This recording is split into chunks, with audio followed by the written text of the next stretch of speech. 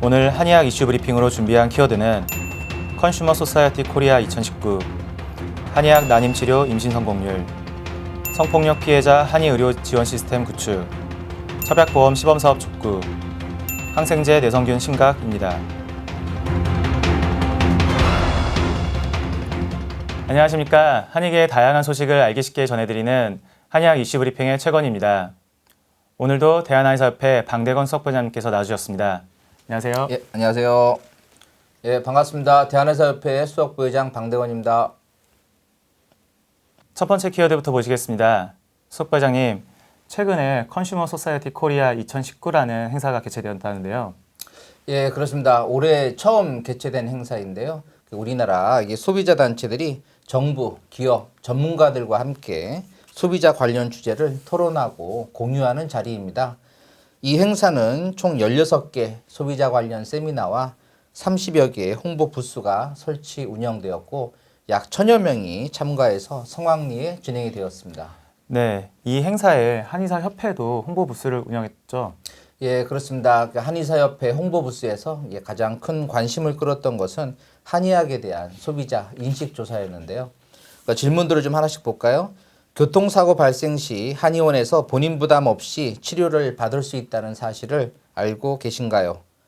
그 다음으로는 추나요법이 지난 4월부터 건강보험이 적용되고 있다는 것을 알고 계신가요? 라는 질문과 함께 한의원과 한방병원에서는 엄격한 품질관리 제도인 HGMP를 통과한 한약재를 사용하고 있다는 사실을 알고 계신가요?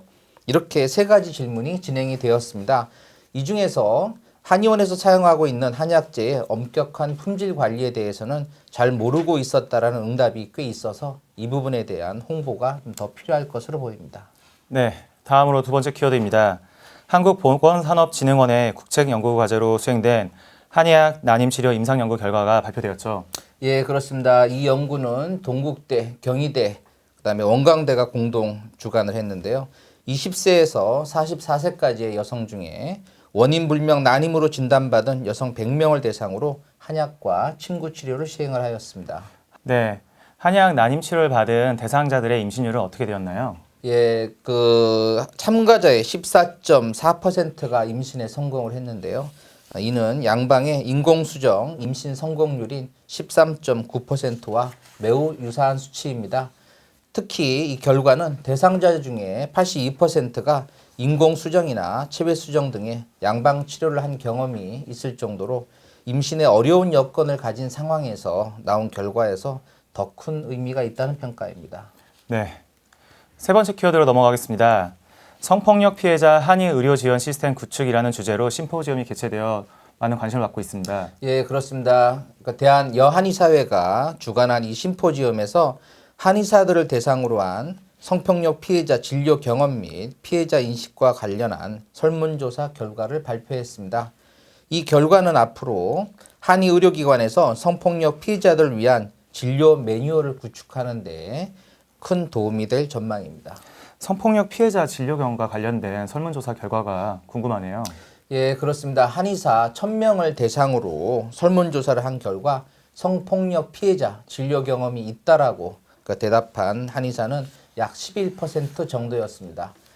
그러나 응답자의 94%는 더 많은 한의의료기관이 성폭력 피해자 전담 의료기관으로 지정이 되어야 하고 성폭력 피해자 진료 매뉴얼 제작과 함께 관련 교육이 필요하다고 답변을 했습니다.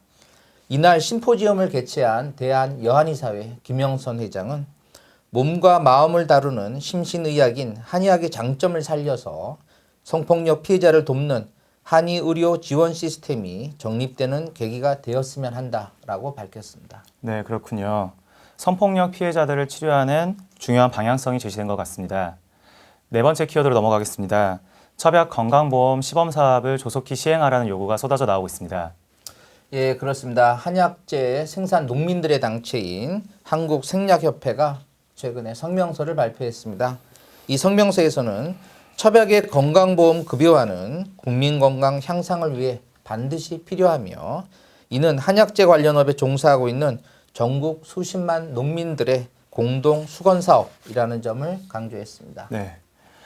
이번 한국생약협회 외에도 여러 관련 단체에서 첩약 건보 지지 성명을 냈다고 들었습니다. 예, 그렇습니다. 한약재 생산, 유통 단체들인 한국한약산업협회, 한국생약협회, 농협, 약용작물 전국협의회, 서울양령시협회, 전국생약농협연합회 등 6개 단체들도 첩약의 건강보험 적용을 촉구하는 공동 성명서를 발표한 바 있습니다. 네, 그렇군요.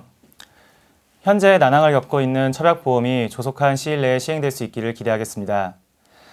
마지막 키워드로 넘어가겠습니다.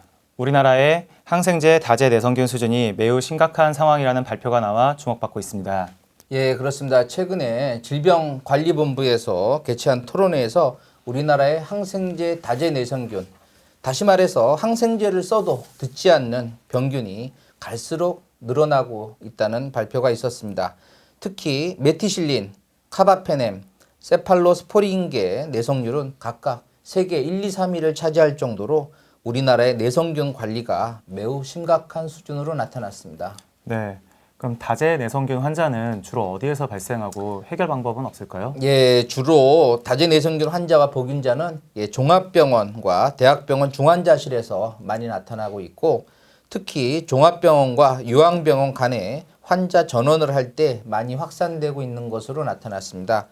참고로 우리나라의 항생제 사용률은 세계적으로 매우 높은 수준으로 나타나고 있는데, 항생제를 적게 사용하고 있는 네덜란드보다 3.5배나 많고 독일보다 2.5배나 많은 수준입니다. 따라서 항생제 내성률을 낮추기 위해서는 무엇보다도 부적절한 항생제 사용에 대한 관리 감독을 강화하고 항생제 오남용을 방지하는 것이 중요하다고 하겠습니다. 네. 우리나라의 항생제 오남용은 이미 오래전부터 제기된 문제이니만큼 정부 차원에서 보다 철저한 관리 감독이 필요할 것으로 보입니다. 오늘 준비한 한의학 이슈 브리핑은 여기까지입니다. 수석 부장님 나와주셔서 정말 감사드립니다. 네, 고맙습니다. 다음 시간에도 더욱 알찬 정보로 여러분들을 찾아뵙겠습니다. 감사합니다.